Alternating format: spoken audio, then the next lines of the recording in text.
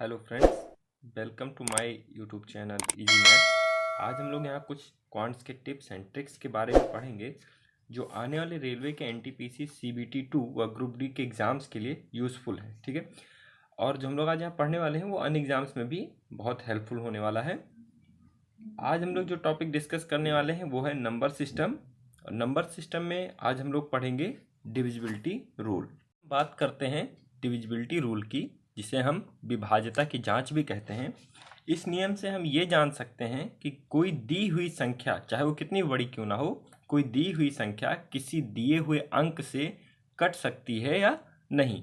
अगर हम divisibility rule जानते हैं तो हमें अपनी कैलकुलेशन, यानी जो हम लोग सरलीकरण या सिंप्लीफिकेशन मेथड जो यूज करते हैं उसमें बहुत मदद मिल जाती है। डिविजिबिलिटी रूल में जो सबसे पहला नंबर हम डिस्कस करते हैं वो है 2, यानी कि अगर हम 0 से बात करते हैं तो 0 से कोई संख्या कट ही नहीं सकती है। 1 से अगर हम कटने की बात करते हैं तो 1 से आप चाहे जिस भी नंबर को काटिए, दुनिया का हर नंबर 1 से कट जाता है। तो जो सबसे पहला नंबर आता है जिसकी विभाज्यता की हम जांच करते हैं वो है नंबर 2। ठीक है, तो अब हम कैसे जान सकते हैं कि कोई दी हुई संख्या 2 से कट सकती है कि नहीं? तो इसके लिए बहुत आसान सा चीज़ है। ठीक है, बहुत आसान सी चीज़ें हैं जिनको हमें समझना चाहिए। जैसे दुनिया का कोई भी सम संख्या, कोई भी इवन नंबर है, वो हमेशा ही 2 से कटेगा ही कटेगा। आप कोई भी नंबर उठा सकते हैं, वो हमेशा 2 से 2 कटेगा ही कटेगा।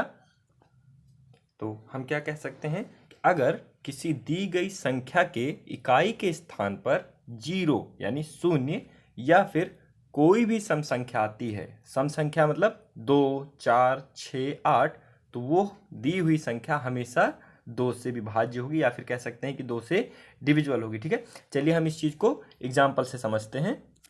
जैसे कि हमारे पास कुछ नंबर्स दिए हुए हैं। ठीक है, क्या है? 16, 28, 1338, 1640, 2944। ठीक है, हम इसमें क्या देख रहे हैं कि हमारे जो भी नंबर दिए हुए हैं उन सब के लास्ट में अगर आप देखें तो यहाँ पे 6 है, 6 एक जो है सम संख्या होता है, यहाँ पर 8 है, सम संख्या है, यहाँ पर भी 8 है, ये भी सम संख्या है, और यहाँ पर 0 है, जो कि हमने अपने नियम में बताया है कि अगर कोई संख्या के अंत में 0 है तो वो भी 2 से डिविजिबल है, और यहाँ पर 4 दिया हुआ है। इस तरीके से हम क्या देख सकते हैं कि जितने भी नंबर हैं वो क्या हैं, वो सब के सब 2 से डिविजिबल हैं। ठीक है, अब हम आगे बात करने वाले हैं डिविजिबिलिटी ऑफ 3 की। ठीक है, अगर हम बात करते हैं डिविजिबिलिटी ऑफ 3, यानी कि 3 के विभाज्यता की जब हम जांच करते हैं तो ये जानने का सबसे आसान तरीका है कि अगर दी हुई संख्याओं के सभी अंकों का योग 3 से कट जाता है या विभाज्य हो जाता है तो दी हुई संख्या भी जो है वो 3 से विभाज्य होगी। ठीक है, अब इस चीज़ को हम उदाहरण से समझते हैं। ठीक है, एग्जाम्पल के लिए हमने नंबर ले रखा है 1356, 124, 695, 29, 637, 148, 62। ठीक है, हमारा नियम क्या कहता है कि अगर दी हुई संख्याओं का योग 3 से कट जाता है तो दी हुई संख्या भी हमारी 3 से क्या होगी, कट जाएगी। ठीक है, तो हम सबसे पहला नंबर देखते हैं, वो लिखा हुआ 1356। ठीक, सबसे पहले हमें क्या करना है, इसके अंकों का योग लेना है। तो हम लोग अंकों का योग करते हैं। ठीक है, अंकों का योग कितना होगा, जब हम जोड़ेंगे तो 1 + 3 + 5 + 6। ठीक है, जोड़कर कितना हो गया, 6, 5, 11, 11, 4, 15। और हम सबको पता है कि 15 जो है वो 3 से कट जाता है। ठीक है, तो इससे हमें क्या पता चलता है कि जो हमारा दिया हुआ नंबर है वो भी क्या है, 3 से कट जाएगा। ठीक है, अब अगला नंबर देखते हैं हम लोग, 1 + 2 + 4 + 6 + 9 और +5। ठीक है, जरा हम इसके अंकों का योग करके देखते हैं। 5 और 9 14, 14, 6 20, 20, 4 24, 2 26 और 1 27। और हम सबको पता है कि 27 3 से 9 बार जाता है और पूरी तरह कट जाता है। इस तरीके से हमारी ये दी हुई संख्या भी क्या है, 3 से विभाज्य है। ठीक है, इस तरीके से आप बाकी दिए हुए नंबर्स को खुद से चेक करेंगे और ये देखेंगे कि ये 3 से कट रहा है कि नहीं। अगला नंबर जो हम लोग डिस्कस करने वाले हैं वो है डिविजिबिलिटी ऑफ 4, यानी हम ये देखेंगे कि कोई संख्या 4 से कब कटेगी और कब नहीं कटेगी। डिविजिबिलिटी ऑफ 4 यानी विभाजकता 4 की विभाजकता को चेक करने के लिए हमें ये देखना है कि जो दी हुई संख्या है, ठीक है, दी हुई संख्या के दहाई और इकाई को मिलाकर जो संख्या बनती है, अगर वो 4 से कट रही है तो संख्या चाहे जितनी भी बड़ी क्यों ना हो वो हमेशा क्या होगा, 4 से कट जाएगा। ठीक है, तो हमें सिर्फ क्या देखना है, दी हुई संख्या के दहाई और इकाई के अंकों को ही देखना है हमको। 4 के विभाज्यता का नियम क्या कहता है कि यदि दी गई संख्या के इकाई और दहाई के अंकों को मिलाकर बनी संख्या 4 से विभाज्य है तो दी गई संख्या भी 4 से विभाज्य होगी। ठीक है, इस चीज को हम लोग एग्जाम्पल से समझते हैं। यहाँ जो हमें नंबर दिया हुआ है 1024, ठीक है, 1024 में हम देख रहे हैं अंत में हमें दिया हुआ है 24 जो कि 4 से डिविजिबल है, तो ये पूरी संख्या भी क्या होगी, हमारी 4 से कट जाएगी। ठीक है, अगला नंबर दिया हुआ है 12672, ठीक है, हमें पूरा नंबर नहीं देखना है, सिर्फ अंत के 2 अंक देखने हैं। अंत का 2 अंक है 72 और 72 जो है वो हमारा 4 से कटता है, यानी 18 चौके 72। अगला अंक दिया हुआ है 156, ठीक है, और हमें क्या सिर्फ देखना है कि 56, अगर 56 4 से कट रहा है तो पूरी संख्या 4 से कट जाएगी और 56 कटता है 14 चौके 56। ठीक है, बाकी बचे हुए दोनों नंबर से ये आप खुद से ट्राई करेंगे और ये देखेंगे कि दिया हुआ नियम फॉलो करता है कि नहीं। ठीक है, 5 की डिविजिबिलिटी को चेक करने का सबसे आसान तरीका है कि हमें दी हुई संख्या के इकाई के स्थान पर केवल ध्यान देना है। अगर वहां पर 0 यानी 0 या फिर 5 आता है तो दी हुई संख्या जो है वो हमेशा 5 से कट जाएगी। ये सबसे आसान नंबर है जिसकी डिविजिबिलिटी हम आसानी से चेक कर सकते हैं, क्योंकि हम ये सबसे ज़्यादा इस्तेमाल होने वाला नंबर है 10, 15, 25। ठीक है, तो इसका मैं एग्जांपल नहीं ले रहा हूँ क्योंकि ये हम लोग का अंडरस्टूड है, कुछ चीज़ें हम लोग को आसानी से समझ में आ जाती हैं। जब हम बात करते हैं डिविजिबिलिटी ऑफ 6 की, ठीक है, तो हमें पता है कि 6 किससे मिलके बना होता है, 2 और 3 से। 6 किससे मिलके बना है, 2 और 3 से। ठीक है, तो हम क्या समझ रहे हैं यहाँ पर, अगर कोई दी हुई संख्या 2 और 3 दोनों अंकों से कट रही है तो वो संख्या हमेशा 6 से भी क्या होगी, कट जाएगी। ठीक है, अन्य शब्दों में आप ये कह सकते हैं कि कोई भी सम संख्या जो 3 से कट रही है वो हमेशा ही 6 से कटेगी। ऐसा क्यों, क्योंकि 2 से जितनी भी संख्याएं कटती हैं वो हमेशा क्या होती हैं, सम संख्या होती है। ठीक है, तो अगर हम इसे लिखना चाहें तो क्या लिख सकते हैं, ठीक है, तो हम क्या लिख सकते हैं कि यदि दी गई संख्या 2 और 3 दोनों अंकों से कट जाती है तो की डिविजिबिलिटी के लिए हम क्या कह सकते हैं कि यदि दी गई संख्या 2 और 3 दोनों अंकों से कट जाती है, या हम कह सकते हैं कि अगर 2 और 3 के विभाज्यता के नियम को पालन करती है तो वह 6 से पूरी तरह कट जाएगी। दूसरे शब्दों में कोई भी सम संख्या जो 3 से पूरी तरह कटती होगी वो 6 से अवश्य कटेगी। ठीक है, इस चीज को हम एग्जाम्पल से समझते हैं। एग्जाम्पल के लिए अगर हम यहाँ पर देखते हैं क्या लिखा हुआ है 144। ठीक है, अगर देखना चाहें तो 144 क्या है, एक सम संख्या है। क्यों, क्योंकि इसके अंत में 4 आ रहा है, और अगर हम इसके अंकों का योग जोड़ते हैं तो 1 + 4 + 4 यानी कि हो गया 9, और हमें पता है कि 9 किससे कट जाता है, 3 से। तो हमारा नियम क्या कहता है कि अगर कोई संख्या 2 से कट रही है और 3 से कट रही है तो किससे कट जाएगी, 6 से, यानी 144 जो है वो 6 से भी कट जाएगा। ठीक है, अगला नंबर देखते हैं 1, 2, 9, 6। ठीक है, सबसे पहले हम इसके अंकों का योग करते हैं, क्योंकि ये तो हम देख रहे हैं कि ये सम संख्या है तो 2 से तो हमें चेक करने की जरूरत है नहीं, हमें किससे चेक करना है, सिर्फ 3 से। ठीक है, अगर हम देखें तो 1 + 2 + 9 + 6। ठीक है, हम इसको जरा जोड़ के देखते हैं, 6, 9, 15, 15, 2, 17 और 1, 18, और हम सबको पता है कि 18 क्या है, 3 से कट जाता है, यानी कि हमारा 1296 भी क्या है, 6 से कट जाएगा। ठीक है, अगला नंबर हम देखते हैं 3496। 2 से चेक करने की जरूरत है नहीं क्योंकि अंत में क्या लिखा हुआ है, 6।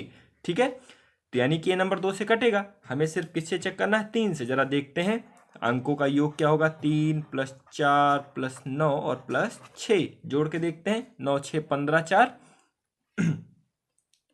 सॉरी 9, 6, 15, 15, 4, 19, 19, 3 कितना हो गया हमारा, 22। ठीक है, कितना हो रहा, 22। क्या आप मुझे बता सकते हैं कि क्या कोई ऐसा 3 का कोई डिविजिबिलिटी है जो 22 को भी काटती हो? हम यहाँ पर क्या देख रहे हैं कि 22 3 से नहीं कटता, यानी कि ये नंबर जो है वो भी 6 से नहीं कटेगा। अगर आपको नहीं मानना तो हम लोग भाग करके देख लेते हैं। ठीक है, भाग क्या करेंगे, हमारा नंबर लिखा हुआ है 3496, इसको मैं 6 से भाग देता हूँ, काटेंगे तो 6 पंचे 30, हासिल कितना आएगा हमारे पास 4, 4 9 नीचे आएगा 49।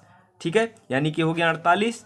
ठीक है, कितना हो जाएगा 48। आप फिर से कितनी बार जाएगा 49 में जब भाग देंगे तो 6 8 48, हासिल 1, और लास्ट में बचेगा 16, और जब आप भाग देंगे तो 12 से ज़्यादा नहीं जाएगा। हर हालत में हमारे पास 4 रिमाइंडर बच रहा है, यानी ये नंबर जो है हमारा 6 से नहीं कटेगा। ठीक है, तो इस तरीके से हम क्या कर सकते हैं, 6 की डिविजिबिलिटी को चेक कर सकते हैं, है ना।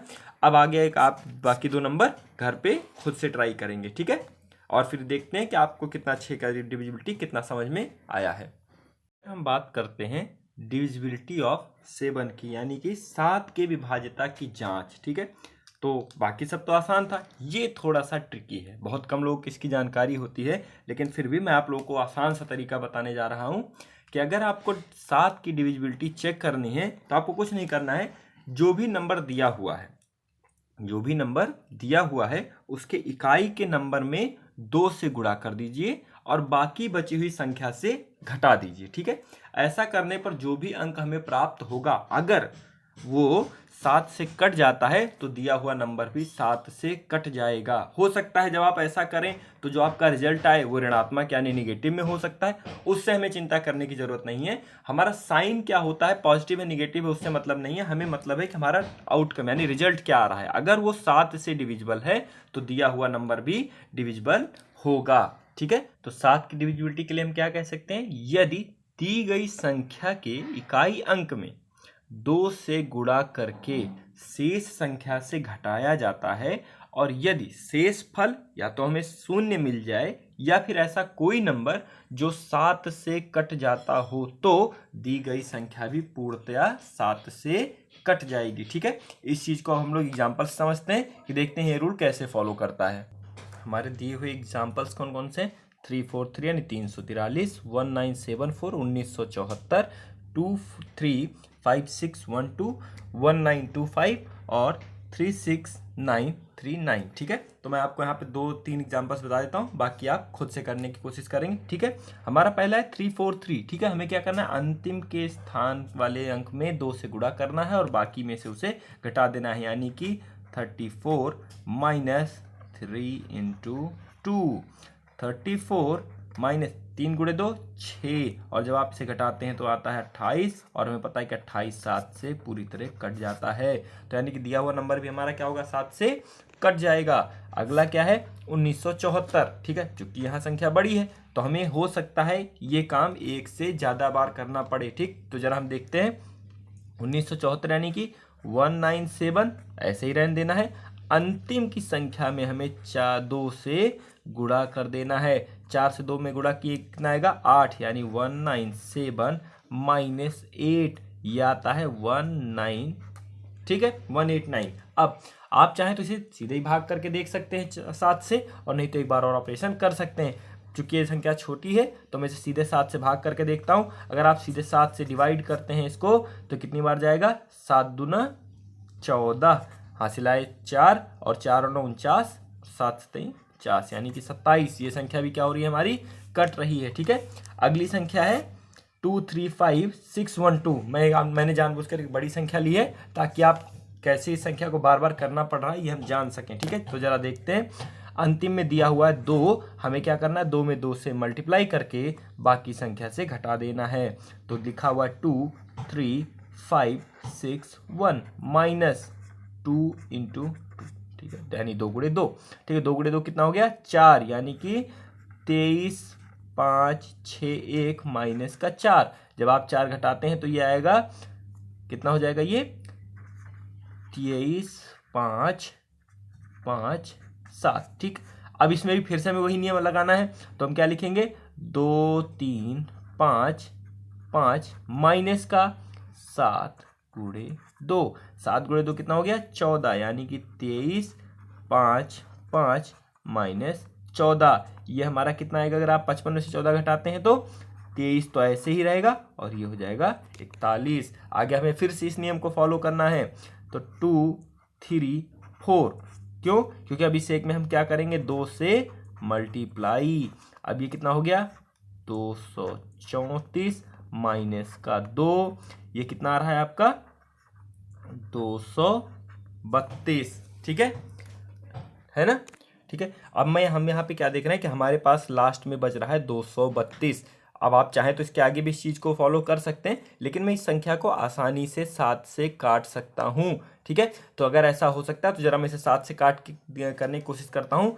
तो ये हो गया मेरा 232 को जब मैं 7 से काटता हूँ तो ये कितना हो जाएगा, कितनी बार जाएगा, पहले 7 त्रिक 21, हासिल आए 2 और 2 और 2 22। क्या 22 कभी 7 से कटेगा? कभी नहीं। इसका मुझे मतलब पता क्या चल रहा है कि जो दी हुई संख्या है ये कभी भी 7 से नहीं कटेगी। ठीक है, इसलिए मैंने आपको दोनों एग्जांपल्स लेकर के समझाया कि कब कोई संख्या 7 से कट सकती है और कब कोई संख्या 7 से नहीं कटेगी। ठीक है, अब बाकी बचे हुए दोनों क्वेश्चंस को आप खुद से ट्राई करेंगे और देखते हैं कि ये संख्या कटेगी कि नहीं कटेगी। ठीक है, अगर हम बात करते हैं डिविजिबिलिटी ऑफ 8 की, यानी 8 की विभाज्यता की, तो हम क्या कहते हैं कि दी हुई संख्या के सैकड़ा, दहाई और इकाई के स्थानों को मिलाकर बनी हुई संख्या, यानी कि अंतिम 3 अंकों से मिलकर जो भी संख्या बन रही है, अगर वो 8 से कट जाती है तो दी हुई संख्या भी 8 से कट जाएगी। यानी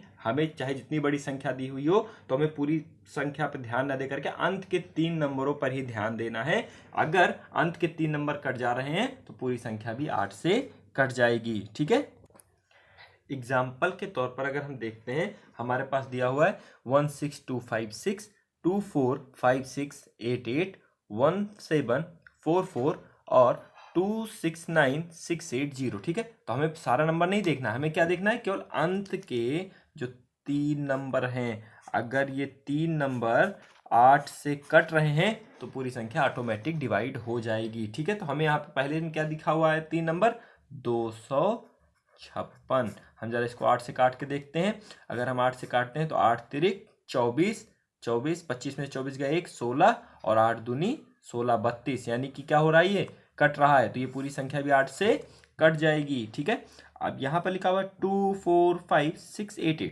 ठीक, हमें क्या देखना है, सिर्फ अंत के 3 नंबर्स। अंत के 3 नंबर कितने, 688 डिवाइडेड बाई 8। काट के देखते हैं, 8 को अगर 68 से काटते हैं कितनी बार जाएगा, 8 बार। 8 अठाई 64, लेकिन यहाँ पे हमें लिखा हुआ 68, 68 में 64 गए 4, और फिर ये 8 जब नीचे आएगा तो 48, 8 छंग 48। हम देख रहे हैं कि जो 688 है ये 8 से कट रहा है। इसका मतलब हमारा ये पूरा जो नंबर दिया हुआ है ये भी क्या है कि 8 से कट जाएगा। ठीक है, बाकी के 2 नंबर आप खुद से ट्राई करेंगे और ये देखेंगे कि क्या ये 8 का डिविजिबिलिटी रूल फॉलो करता है कि नहीं। ठीक है, ओके। अब हम बात करने वाले हैं डिविजिबिलिटी ऑफ 9 की।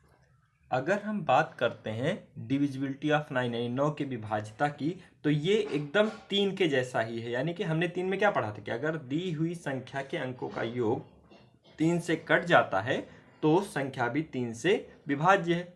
सेम ऐसे अगर दी हुई संख्या कितनी बड़ी मुझे उससे मतलब नहीं, अगर दी हुई संख्या के सभी अंकों का योग 9 से कट जाता है तो वह संख्या भी क्या होगी, 9 से विभाज्य होगी। ठीक है, तो जिसको भी 3 की डिविजिबिलिटी का नियम याद है वो 9 की डिविजिबिलिटी को आसानी से चेक कर सकता है। ठीक है, तो अब हम लोग सीधे किसकी बात करेंगे, 10 की। 10 तो सबसे आसान है। किसी भी संख्या के अंत में अगर शून्य आ रहा है तो वो संख्या हमेशा 10 से कटने वाली है। ये तो हमेशा ऐसे ही सत्य है भाई, इसमें किसी को दो राय होनी नहीं चाहिए। ठीक है, अगर हम बात करते हैं 10 की डिविजिबिलिटी की, तो किसी भी संख्या के इकाई के स्थान पर या फिर अंत में यदि शून्य आता है तो वह संख्या हमेशा 10 से कटेगी, क्योंकि हमें पता है कि 10 से किसी भी संख्या को कटने के लिए उसके अंत में शून्य आना जरूरी है। ठीक है, तो अगर किसी भी संख्या के अंत में शून्य आ रहा है तो संख्या 10 से कट जाएगी। ओके, ठीक है, तो आज हम लोगों ने बात किया है 1 से 10 तक की डिविजिबिलिटी रूल की। ठीक है फ्रेंड्स, अगले सेशन में हम लोग बात करेंगे कि हम लोग 10 से ऊपर यानी कि 11, 12, 13, 17, 19 इन संख्याओं की डिविजिबिलिटी को कैसे चेक कर सकते हैं। ठीक है, आप में से हो सकता है कुछ लोगों को पता भी हो, फिर भी मैं आप लोगों से ये जानना चाहता हूं कि आप 13, 17 और 19 की डिविजिबिलिटी को कैसे चेक करेंगे। ठीक है, इसके लिए मैं प्रैक्टिस के लिए मैं आपको यहाँ पे 3 क्वेश्चन दे करके जा रहा हूँ। पहला है 68939, दूसरा है 731867 और तीसरा है 712732। ठीक है, आपको इन तीनों को ये देख करके बताना है कि इसमें कौन सा नंबर 11 से, 13 से और 17 से कटेगा। ठीक है, आपको अपना जवाब कमेंट बॉक्स में टाइप करके भेजना है। ठीक है, अगले सेशन में हम लोग ये डिस्कस करेंगे कि ये तीनों नंबर कौन कौन सी संख्या से डिविजिबल हैं और 10 से ऊपर की संख्याओं की डिविजिबिलिटी आप कैसे चेक कर सकते हैं। अगर आपको मेरा ये सेशन अच्छा लगा हो तो इसे लाइक और शेयर जरूर करें। ठीक है, और मेरे चैनल को सब्सक्राइब जरूर कर लें। Thank you.